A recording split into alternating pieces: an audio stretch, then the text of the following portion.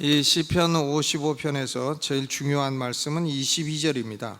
내 짐을 여호와께 맡겨버리라. 너를 붙드시고 의인의 요동함을 영영이 허락지 아니하시리로다. 오늘 여러분 마음에 무거운 짐이 있으면 하나님에게 다 맡겨버리시기를 주의 이름으로 축원합니다.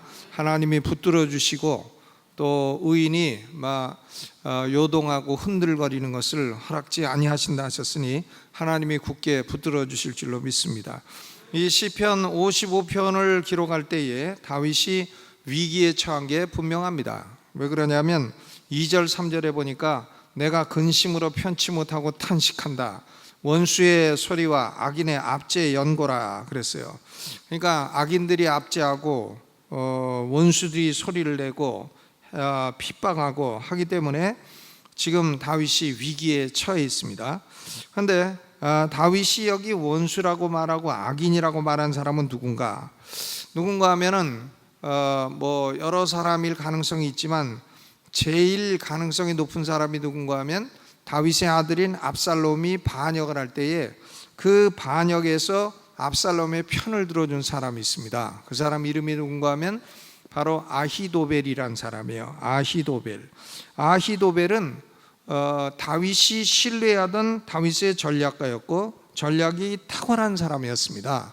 근데 이 아히도벨은 누군가 하면 바로 솔로몬의 어머니인 밧세바의 할아버지예요. 밧세바의 할아버지니까 다윗이 자기의 사랑하는 아들을 낳은 그 여인의 할아버지니까 얼마나 가까이 있겠어요. 또 아히도벨은 머리가 좋은 사람이에요. 머리가 좋은 사람이기 때문에 다윗을 위해서 항상 옆에서 전략을 세워주던 그런 사람이었습니다. 다윗의 큰 한 편이었다. 다윗의 큰 일꾼이었다 하는 거죠. 그런데 이 아히도벨이 다윗이 그렇게 신뢰를 했는데 다윗을 배반했습니다. 배반하고 다윗에게 큰 손해를 입히고 다윗에게 큰 위험을 주었어요. 사무엘하 15장 31절에 보니까 혹이 다윗에게 고하되 압살롬과 함께 모반한 자들 가운데 아히도벨이 있나이다 하니 다윗이 가로되 여호와여 원컨대 아히도벨의 모략을 어리석게 하옵소서 하니라 그랬어요. 그러니까 다윗은 자기의 아들 압살롬의 반역을 피해서 감람산을 맨발로 걸어서 울면서 지금 도망을 가고 있는데 더더구나 자기의 가장 가까운 그 어드바이서 책략가였던 전략가였던 아히도벨, 자기의 아내의 할아버지인 아히도벨이 반역을 했다 그런 얘기죠. 그러니까 다윗이 얼마나 마음의 짐이 무거웠겠습니까? 이 다윗이 마음에 느낀 부담이 얼마나 큰가.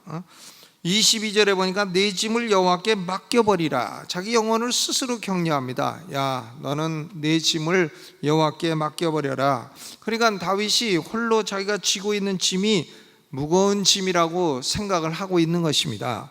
그럼 왜 다윗이 이런 짐을 무겁게 느꼈을까? 두 가지 이유가 있죠. 첫째 이유는 이 배반이 사랑의 배반이기 때문에 그렇습니다.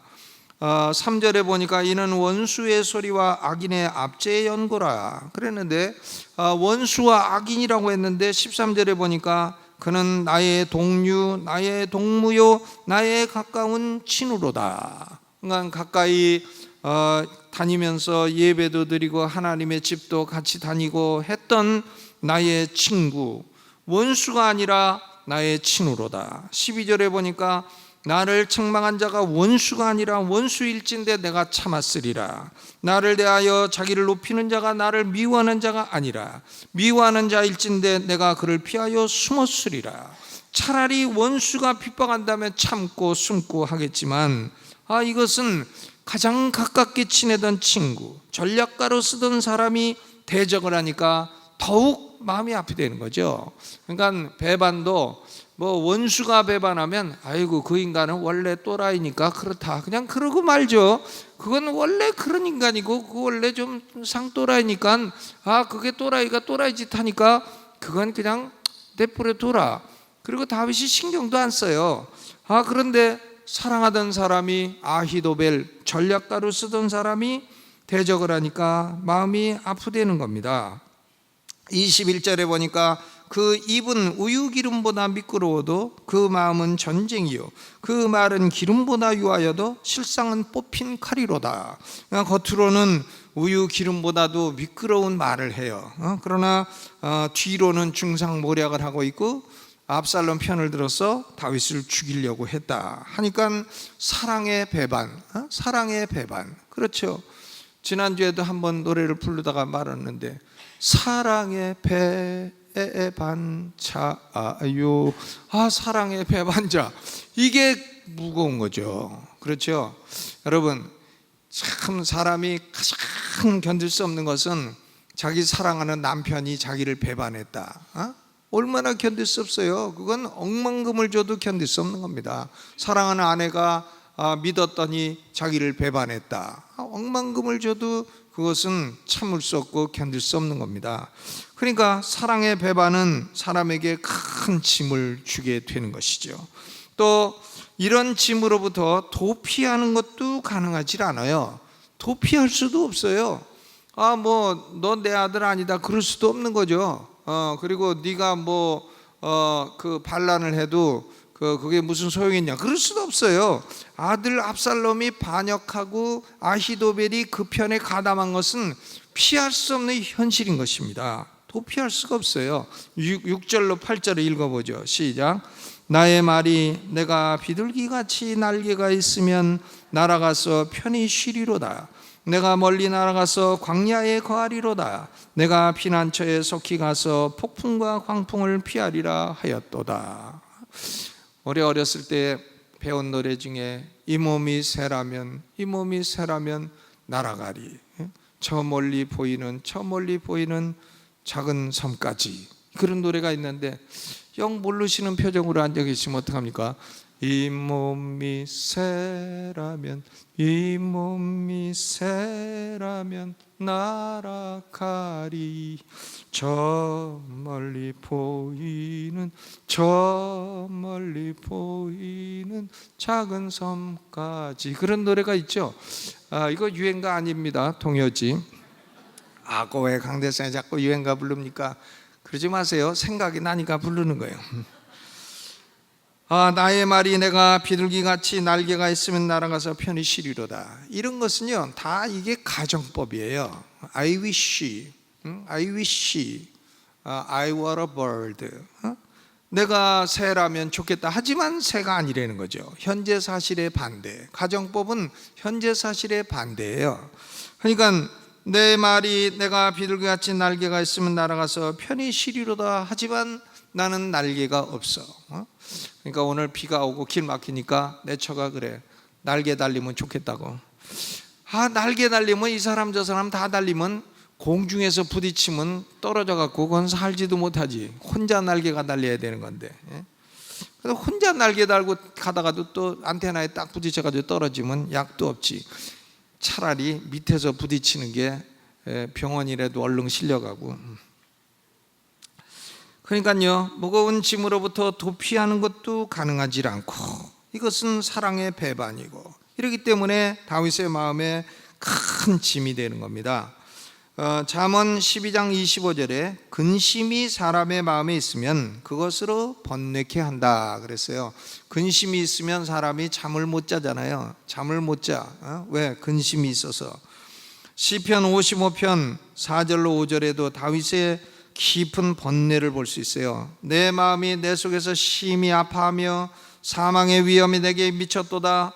두려움과 떨림이 내게 이르고 황공함이 나를 덮었도다. 황공함은 영어로 호러입니다. 호러. 공포심이 덮었도다. 공포심을 갖게 되었도다. 55편 17절에도 저녁과 아침과 정오에 내가 근심하며 탄식한다 그랬어요. 근심하며 울부짖어 cry out, 울부짖어. 다윗의 스트레스가 얼마나 심했는가를 알 수가 있는 것입니다. 그러면 여기서 우리가 생각해 볼 문제는 다윗이 지금 이렇게 고생하는 짐, 이 스트레스, 이 아히도벨의 배반, 이런 것은 왜 왔나? 이 짐이 어디서 왔나? 이 짐은요 첫째로 하나님이 보내신 겁니다. 그러니까 부담이라고 하는 말은 히브리어로 예하브라고 하는데, 이것은 given by providence, 하나님이 섭리로 주신 것이다, 섭리로 주신 것이다, 그런 의미예요. 예하브. 그러니까 삶에서 오는 모든 고통과 스트레스는 하나님이 섭리로 주시는 겁니다. 하나님이 안 주시면 그런 고통도 오지를 않아요. 아히도벨이 반역한 것은 나쁜 일이지만 그것도 하나님이 다 허용해서 일어난 일이다 하는 것입니다. 하나님이 보내신 거예요. 스탠레스는 어디서 오나? 하나님이 보내시는 거죠. 하나님이 우리에게 스탠레스도 보내시는 거고, 스탠레스가 없는 사람은 아무도 없죠. 여기 보니까 내 짐, your stress, 너의 짐을 하나님께 맡기라. your burden, 너의 짐을 하나님께 맡겨버리라 그랬어요. 그러니까 우리 각 사람이 하나님이 섭리로 주시는 어려운 짐이 다 있는 것입니다. 저 사람은 모든 게 편안하리라 생각하지만 그건 그 사람 입장이 안 돼봐서 그런 거죠. 그 사람 입장이 되면 그 사람도 속으로 지금 썩고 있는 게 무언가 다 있는 거고 스트레스가 다 있는 거죠. 스트레스 없는 분 한번 손 들어 보세요. 아무도 안 드시네. 봐요, 다 있지. 근데 뭐냐고 물어보면 말할 수 없는 것입니다, 이제 그러죠. 그러니까 다 스트레스가 있는 겁니다. 그 스트레스는 누가 보내시나? 하나님이 보내시는 거예요.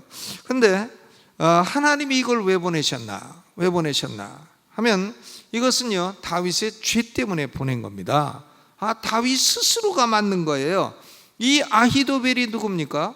이 밧세바의 할아버지단 말이에요. 만약에 다윗이 밧세바와 간음을 안 했더라면 아히도벨을 만날 일도 없는 겁니다. 그러니까 지금 아히도벨을 가까이 하고 아히도벨을 자기의 전략가로 쓴 것은 밧세바 때문이에요. 그럼 밧세바는 누가 가까이 하게 됐나? 다윗이 자기가 가까이 한 겁니다. 그러니까 이 스트레스는 하나님이 보내셨지만 궁극적으로는 다윗의 죄 때문에 일어난 것입니다. 밧세바의 할아버지인데 이 아히도벨의 입장에서 보면 다윗이 저게 왕이라고 내 손녀딸의 사위를 갖다가 죽이고 내 손녀딸을 저렇게 겁탈해 가지고 자기 마누라로 삼나, 그래서 내 손녀딸이 왕비가 된 것까지는 좋지만 그래도 야, 저 인간은 내 손녀딸의 가정을 파괴한 가정 파괴범이로다, 이런 생각이 아히도벨의 마음속에 있는 거죠. 그러니까 처음부터 충성할 때에도 내가 내 손녀딸의 가정 파괴범인 너에게 언젠가는 한번 복수할 날이 올 것이다, 이렇게 생각하고 들어갔을지 모르는 일인 것입니다. 그러니까 이 짐, 이 벌드는 이것이 우연히 온 것 같아도 그렇지 않다는 겁니다. 이것은 결국 하나님이 섭리로 보내신 것이고 하나님은 다윗 죄 때문에 이 어려운 고통을 섭리로 보낸 것입니다. 그러면 이렇게 어려운 짐이 있을 때 어떻게 해결할 수 있나? 짐이 있을 때 어떻게 해결하면 되겠어요? 저는 시편 55편 22절 날마다 암송하는 말씀이에요. 22절 외우기도 쉽잖아요. 오자 두 개, 이자 두 개, 오땡 이땡, 얼마나 외우기 쉬워요. 귀절도 외우기 쉽고. 다시 읽어봅니다. 시작. 내 짐을 여호와께 맡겨버리라. 너를 붙드시고 의인의 요동함을 영영이 허락지 아니하시리로다 그랬어요. 그러니까 이런 스트레스, 심한 스트레스가 있으면 짐을 여호와께 맡겨버려야 돼요. Cast your burdens on the Lord. 주님께 내 짐들을 다 던져라 이거죠. 던져라. 근데요, 한번 생각해 봐요. 짐을 던지는데, 우리가 무거운 짐을 갖고 있다가 던지는데, 던지려면은 10km 떨어진 사람한테 던질 수 있나요? 어디 있는 분한테 던질 수 있어요? 바로 옆에 있는 분한테 던지는 거죠. 그러니까 이런 무거운 짐이 있을 때는 결국은 짐을 던지면 주님이 받을 정도로 그런 가까운 거리에서 주님과 동행해야 된다는 겁니다. 가깝게 멀리 떨어진 존재에게 어떻게 짐을 던질 수가 있겠어요?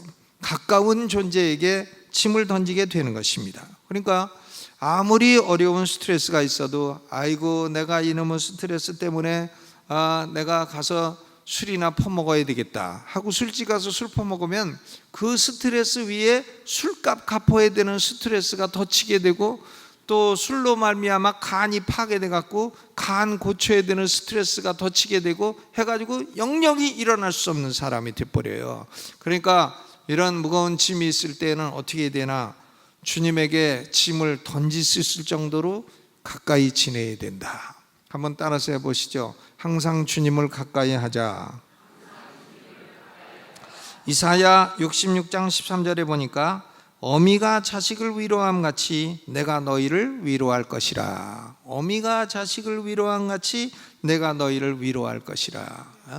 그러니까 자식에게는 아버지는 있어도 큰 도움이 안 되고, 아버지는 그냥 학교 갈 때도 아버지가 간섭 안 하는 게 제일 낫다잖아요. 별 도움이 안 되지만 어머니가 위로해 주는 것은 자녀에게 큰 위로가 됩니다. 어머니의 위로는 큰 위로예요.